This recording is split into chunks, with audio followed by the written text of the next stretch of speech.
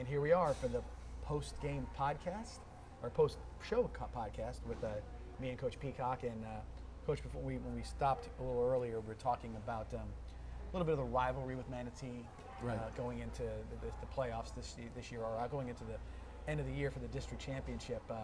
Anything you can remember from back in the day that stands out more than anything else with Manatee, either good or bad, I guess?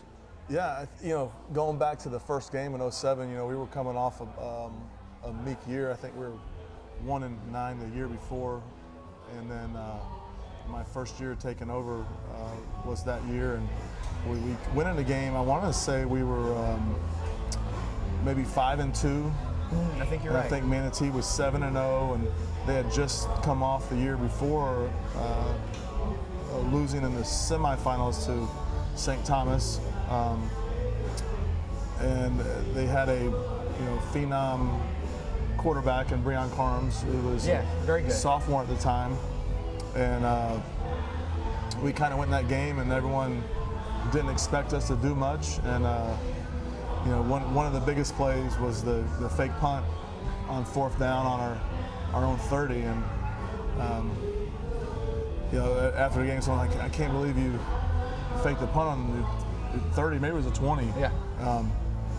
And I said, I couldn't believe it either. I didn't know we were that far back, We were that far back, but and then Costanzo ran, I think he had a 60-yard run, and I think the next play, Trey took it in on a speed option where he just cut it up, and they didn't score on us. They scored on a fumble recovery that the guy was on the ground, and he rolled over and ran out, and they called it a touchdown. It was a 21-7 final, and I think that clinched the district for us, winning the district. That was probably one of the most memorable games and one of the funnest moments coaching. Yeah, and set the tone for a couple of years in a row after that. And it's funny because these rivalries we talk of now, a lot of them, they're sporadic because the districts change so much. And I think that for a number of years before you became head coach, we were playing a lot of teams from the south. Yeah, we were playing Fort Myers and that crew down there. Fort Myers and Naples and Charlotte, and we played Gulf Coast. And we played Lehigh a few times. And these are all, I'm naming all these schools, and these are schools that won't even play us now. Right. They're like, when I call them, they're like, yeah, right. We're not playing. So, so that makes scheduling tough, but it kind of is what it is. I guess your success, is sometimes your own demise. You have some success and you beat these teams and win these games, but then you would turn around and 10 years down the road and we can't get a game. Well, think about it. Our district last year, with the exceptions of the teams that are still in our district, we don't play any of them anymore. Right. You had Braden River, you had Northport, you had all these. I'm forgetting some of Palmetto, which is having a heck of a year this year. Yeah, like Palmetto wouldn't play us. They said the drive was too far. Yeah. Well, they complain about coming for the JV games. So the drive's too far to come to Venice, but I think they're going to Lincoln and the Panhandle this weekend. Yeah. But it is what it is. But yeah, I mean, some great memories with the Manatee game, and Joe Canan, who in my opinion is one of the best that have ever coached at this level. You just knew that he had something. He was cooking up something. What I mean? Great football coach, and he would have success. His success was decade after decade after decade. He, I always tell people, there's good coaches, that are been doing it for 30 years that are still running the wing T, and they're still all right. Right. But he progressed with football. I mean, he was on the cutting edge of everything. And him and Coach Meckley. Coach Meckley was one of the first guys around here that lined up in the spread and started throwing it around. Adrian McPherson and just threw the ball around, and I mean their numbers were crazy, like a passing game, and that was like, he was one of the first to do it. Well, you talk about Coach Canan. He came out with the RPO. He was running when they had Corey Sandberg, and he was that was like every play had 4 different options for him that he could have handed off to the fullback, kept it, pitched it, or thrown the ball. And And no, so yeah, you're right. He was always a cutting edge guy, and like I said, so it always makes it for fun. And I will say a thing about Manatee as well. I always look at their culture and community in particular. Yeah. It's very similar to what we've cultivated here. Yeah, their school's been around a long time. My father went there. Right. You know, so I was, I was going to Manatee games. I was probably 5 years old until I was 14 years old. You know, I was sitting up there with Coach Leaf up by the press box. So I've seen a lot of Manatee football games, and you know, back in the day, when '83 and '85 when they won the state championships, and you know, I know all the names. You know, it's kind of. It's, you know, I know all the names from Venice too. As I was going to Venice games, my brother played. There was a 4-year span where my dad didn't take me to Manatee games, took me to Venice games. Right, and then as soon as my brother graduated, we were back at Manatee games. You know, so that's a neat thing. You know, we were able to even, you know, I remember they were playing Lakeland in '85 at Lakeland. Might have been the state semifinals, and we were on the sideline. You know, my dad was, you know, hey, it's Tommy Peacock, and I'm sitting on the sidelines at Lakeland. You know, and then to go back and be coaching at Lake, you know, coaching right there. against them. Right. Know, it's pretty neat. It's a pretty neat experience, and you know, great. Obviously, they have great tradition there. It's been, you know, watching the films from this year. I've been kind of disappointed in what the stands look like. Right. Yeah. Not a whole lot of people in the stands like there usually or there has been in the past. What I'm used to seeing. Even when we were playing in '07, '08, '09, I mean, those stands were packed. Well, the one year, I'm pretty sure it was I'm not sure. I should say playoffs or regular season, and that was about as crowded as I've ever seen that stadium. They had packed. It was packed to the gills, and then post game, I'm driving around on Monday morning listening to ESPN radio. Dick Vitale was at the game, and he's talking about his best thing of the weekend was going to the Manatee Venice game, talking about these athletes. It was definitely. It was unbelievable. It was definitely hyped up. I mean, I think it all stemmed from, you know, us upsetting them in '07, and then, you know, us coming back and doing it again in '08. I think that's what set the tone. You're right, because all of a sudden it wasn't like just a one-shot deal. You know, hey, this guy caught me off guard, or this team. And I think, you know, in '08, that's where we had an undefeated season. Yeah.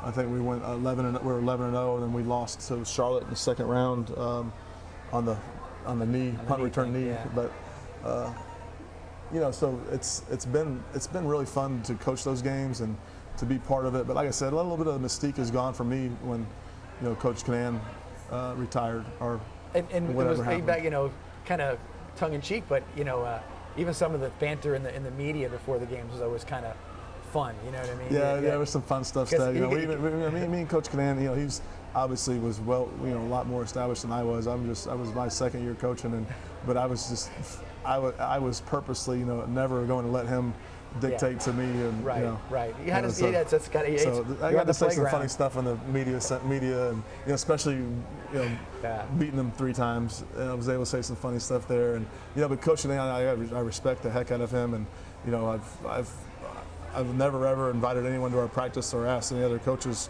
for opinion except his. You know, he came and evaluated our practice one day this summer, and you know, wouldn't it be the day that it rained and we had to go in the gym, you know, which was terrible. But you know, he was able to give us some good pointers, and you know, I respect his opinion. And he's a great football mind, and obviously a great coach. I mean, you know how the respect it goes back and forth. But when we played St. Thomas in the semifinals at our stadium, the guy who was sitting right in front of me in the press box in the stands, Joe Canan. You know, he was there, and he was all in. He was watching that, and that was great. I mean, that's when you realize that, you know, while all this stuff is, you know, it means a lot. Don't get me wrong, but there's a respect factor. You know, you can go back and forth, and with that, when you see that level of respect, and I know in the past when, you know, they've gone, we've gone to the games and watched other teams play because we want to, you know, hey, you don't want to lose any game, but you want to see the guy who beat you, how well they're going to do sometimes. Yeah, you know, and he's always been kind of the standard that where I want to be. You know, I don't want to be stuck in running the same offense right now than we do 10 years from now. You know, I want to grow with football as well, and I think we have. You know, we've obviously changed our offense up. We never were in shotgun, and now we're I formation. I don't think we've ever been under center. And you know, then we've gone from that. Then we've gone to running a tempo, and now we're doing a lot of different things offensively, even this year than we did last year. So, I think it's always important to grow and really kind of evaluate where you're at, and that's kind of where I want to really be like him in that aspect. And I think it makes it fun for everybody. Right. For the kids especially, there's always something new to learn and something new to do. Before we talk about anything else, playoffs again. You had mentioned earlier. Potentially 4 teams, all the teams from our district could make the playoffs based on the point system, based on how they went up, and that's a fantastic accomplishment for the district. Elsewhere, we know that Palmetto obviously seems to be running roughshod over their district, and they're doing well. I just got a listener text me about the it's too far for Palmetto to come. Well, that's what I was told. I can only tell you what I was told. Right. That's it is what it is. Maybe next year we can send them some gas cards. Yeah, we can help them out a little bit. Yeah, see if they can get down here. And then, it's too far for Naples too, so I can send them some gas cards as well. No doubt. And Naples came down to play Riverview. I don't know. They know it's past us. It's only past us, no doubt. And so obviously Palmetto's in. I'm sure their district runner-up. I will probably make it as well. 6A. Yeah, I think Braden River will make it. I think they're 6-3 maybe. I know they had a slow start, right? For sure. But they'll, they should make it. I haven't really paid attention to anyone else besides us. I think elsewhere. because it seems like the 7A district and the 6A district has kind of gobbled up a lot of the teams that we're used to seeing and talking about. You got. I think Port Charlotte is automatic. Yeah. I think Charlotte is. I think they may be out. That's what I read. Yeah. Or they're close. I think there's still 2 more weeks left, so there's a lot of things that can happen. And what I was explaining to someone last week is like we were able to jump to the 2nd spot this week because we gobbled up a lot of points because St. Francis and IMG played. Okay, so St. Francis IMG, their opponents are all top quality opponents. Right. So they're all going to be playing like 8-2, 9-1 teams, both of them.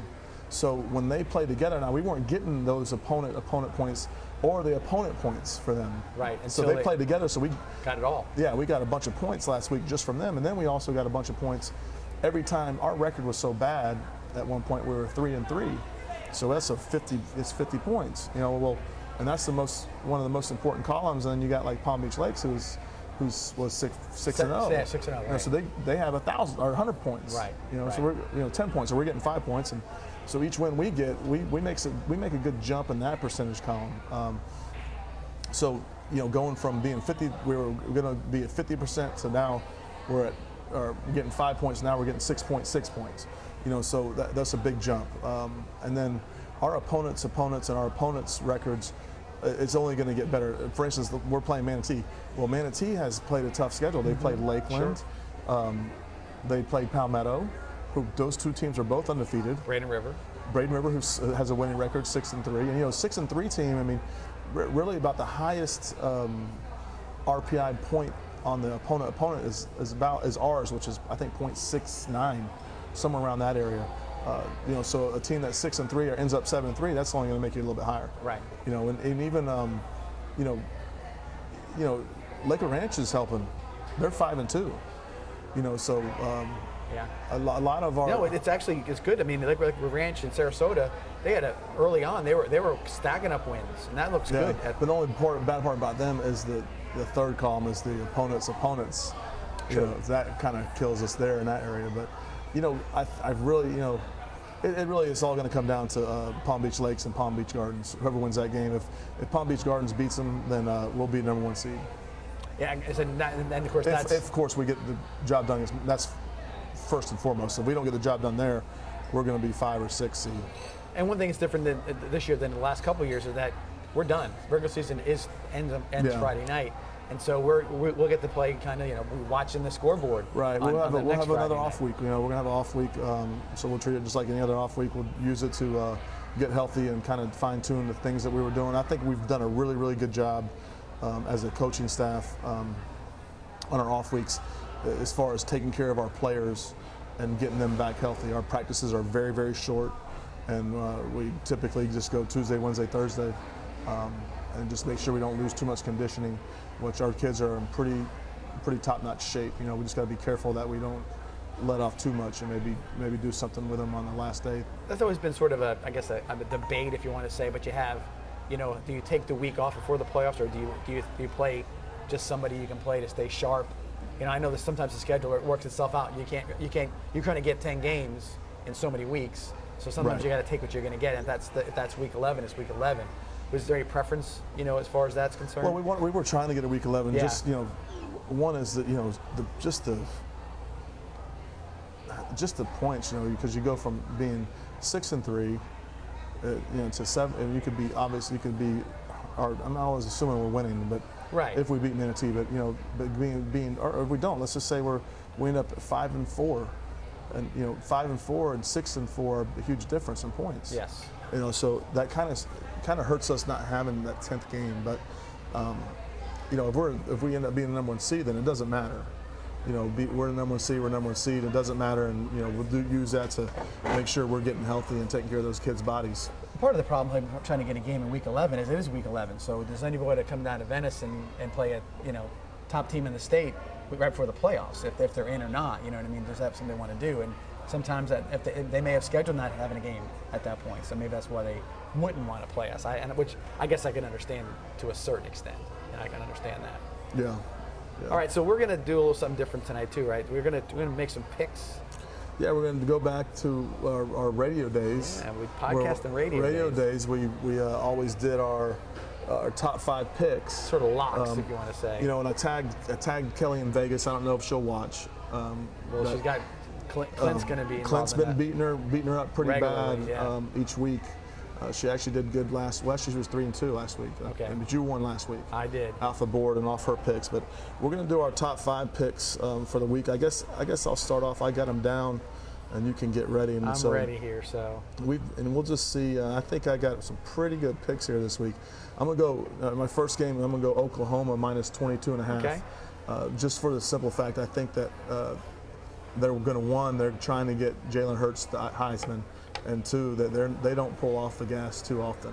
No. And their defense is starting to play a little bit better, I think. And I think they have to, because they don't have a strong strength of schedule, so they've got to make they got to make some inroads with making it look like they're beating some folks. And I'm going to go Ohio State minus 14.5. Okay. I know you got that hook number there, but I really think Ohio State's playing well. I think they're a little bit undervalued, and I think that they're going to they're one of the teams that, and then that quarterback, they want to prove that he's a player too. Yeah, I can see that. And they jump out quick, which is sometimes good, sometimes bad, but I really feel good about them. I also like Penn State minus 6. I think Penn State staff does a great job. I like the way they score points. And Michigan State's had a very they haven't played well against the good teams this year. Yeah, so I really like that game. And I'm going to go South Carolina minus 4. Okay. I think South Carolina is a good team. Obviously, they've had a tough schedule, and I think that Coach Burton will be happy with the South Carolina pick. He's a South Carolina fan when he's not a Florida fan. Yeah, because his coach is the coach there. Yes. And then my last pick, who's always been a thorn for me, I'm gonna go Notre Dame plus 1.5. Okay. For the late game, hopefully Notre Dame won't let me down this time. Well, I'll tell you my philosophy. This time of the year, I always look at the schedule this time of the year and who's got something to prove, or who's got something the most on the line, because this is where you show what you're going to be and who you're going to be in so many ways. So I like to look at it from that perspective, because now you're moving towards that. You're getting towards your rivalry games. You're getting towards who's going to make be in the conference playoffs, or the conference. All the championships are getting laid out. So I'm going to go a different route than you on one of them. Start off with, I'm going to take Wisconsin with the points over Ohio State. And the reason I'm going there is I watched Wisconsin about 3 times this year. Okay, and did you watch them last week? Yeah, last week. That was the trap of all trap games. They go to Illinois. And they play, and they just it was not the Wisconsin team I saw play. Did you watch them the week before? Well, here's what it is. I watched them against Northwestern, and Northwestern game was, it was plodding. It was your typical Wisconsin game. Now I think Ohio State, their tempo, they're moving the ball around. I just think that Wisconsin in this game has the most to ride on. I'm not saying Ohio State doesn't, but this is the game that. You come off a bad game, Ohio State looking at Wisconsin like you are and says, I don't like it. And they're not so good. and I think Wisconsin's the kind of team that can control the ball game. They could, but I just think they're a team that's not getting better. So I'm going with that one on a hunch to think that that's going to be a game that they're going to cover. LSU Auburn, I like LSU no matter what the points are against Auburn. I think you're going to have a freshman quarterback going into LSU. I know it's a 3:30 game, but I mean Bo Nix has looked good. What's the spread? I don't even care because I think they're going to cover. Well, we have to know. Well, I'm going to say I don't have to look. You can give me some spreads, because I just think that Auburn's just is not going to be able to stay up with LSU offensively. And I think the defense is going to overwhelm Bo Nix. I could see it being over early in the third quarter in that game, and LSU pulling away because now they're at the point where they're trying to prove their worthiness, because we all know that Alabama's going to play LSU, and it's going to be a 1 versus 2 matchup. Right. And if they're even saying now, there's the debate this week has been, is the spread going to be 1 and 2 like it was back in the day? Well, that's what I'm saying. But it could be a situation where they say, look, even the loser of that game could get into the playoffs backdoor, depending on how things go. So you got to have some significant, it's a top 10 win against Auburn at the time, and you're getting some credibility with that. So I like that a lot. Next one up, my little list here. You went with me. I like South. Well, LSU, just so you know, is 10.5. Fine, that's plenty. I'm thinking it's going to be 21 points. Okay. I'm telling you, they're going to kill them. I do like Alabama over Arkansas. Arkansas might be the worst team in the SEC this year. Again, I don't have the points on that. Remember, Alabama, the 2 is out. Again, it's one of those things where I look at Nick Saban, and I think his equal in the manner in which he prepares his team and how he does it is Bill Belichick.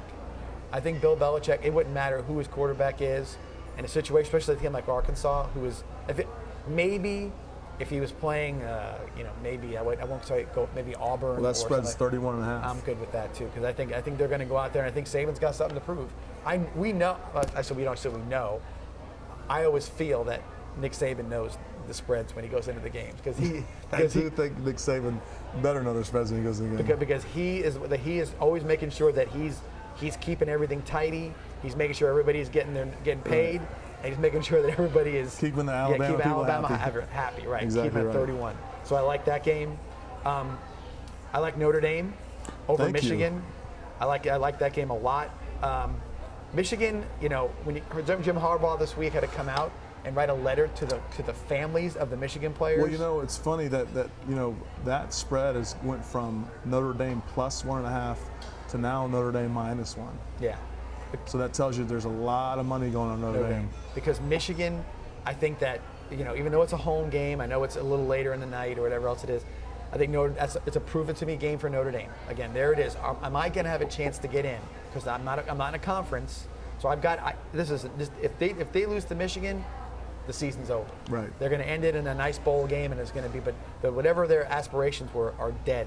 And they've got to go out there and they got to win. They got to beat Michigan significantly. And I just want to say, Jim Harbaugh wrote a letter to the Michigan families, the kids, stating that the rumors about him going into the NFL are this and that, and it's our enemies going against us. And if you had to write a letter in mid-season to the parents because there's rumors going on around you, you've got a lot more troubles than Notre Dame, as far as that's concerned. Final pick. I'm going to go in the SEC, and you need to give me the points on this one. But I like Kentucky over Missouri. It's at Kentucky. I think Missouri is. Who is Missouri at this point? Missouri plus 10.5. So Kelly will like you for that one. She likes home dogs. Okay. So here's what I like. Missouri has lost to Wyoming and lost to Vanderbilt. Now I know they're both on the road, and I know Wyoming is, but they didn't play Wyoming in November, which is, you go in there, it's 10 below, and they're up in the mountains or wherever they're going, and they got beat up by a team that could move it around a little bit. And I know Kentucky has a quarterback issue, but I just like Kentucky's defense. I think that Missouri is coming off a big downer, losing to Vanderbilt. I mean, Vanderbilt was a week ago. Vanderbilt might have been the worst team in the SEC, but now they've won a game against a contender in the SEC East. And Arkansas keeps losing big games. So I do like Kentucky as the home dog. I think they'll cover, and I think they've got, it's a prove-it moment for Kentucky. I don't know if Kentucky has a chance to win the SEC East, but I think Kentucky wants to stay relevant. I think they want to be. I think they're on that edge where maybe they can go and they could be a team that every once in a while can maybe win the East if something happens here or Right. there. And everybody they've played pretty tough. So I like Kentucky as the home dog. So those are my 5 picks. All right, and we will discuss those 5 next week before we give our new 5s, and then we can say, hey, either we know what we're talking about or we don't know what we're talking about. And except I think for the most part, other than the Wisconsin-Ohio State game, again, that's the idea that this is the time of the year where you're going to find out who you are. Right. And I think a lot of times you just you don't know, but there's now a sample size with that. Well, come out Friday night and support us, support your Indians senior night.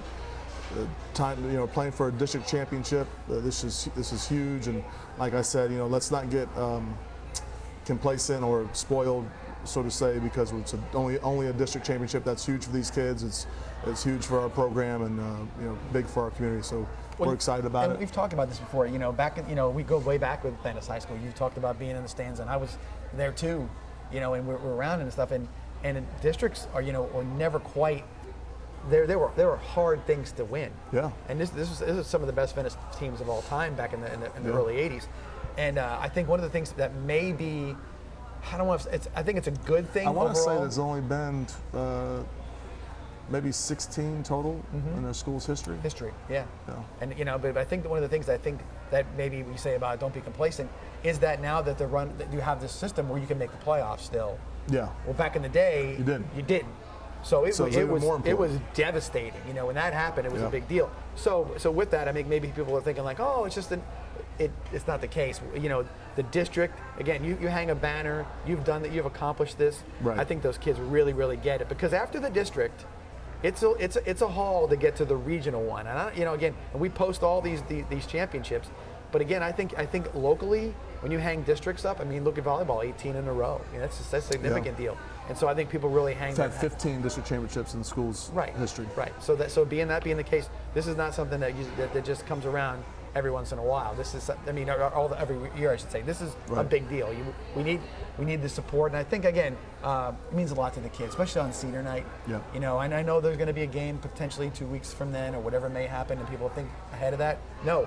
Friday night's the game. This is the one we need to be able to be there. So don't forget that, folks. We do appreciate all the support we get, and again, we appreciate a little shout out to some of the support staff at Venice High School this year. I think things are running a little smoother than normal. Pete Dombrowski, shout out to him for helping us out with all this stuff. And from my perspective in the press box, there's always a glitch here and there. Something electronic something goes a little haywire once in a while. But I think the actual mechanism of the game has been real smooth as far as that's concerned. Yes, I agree. And again, also shout out to all the people who do concession and volunteers and everything all the else. Parents helping out there. Yeah, because that's a big deal. Because I know sometimes I think people take it for granted that this stuff just happens. Right. Everybody just shows up. But a lot of it, I will give credit to you over the years.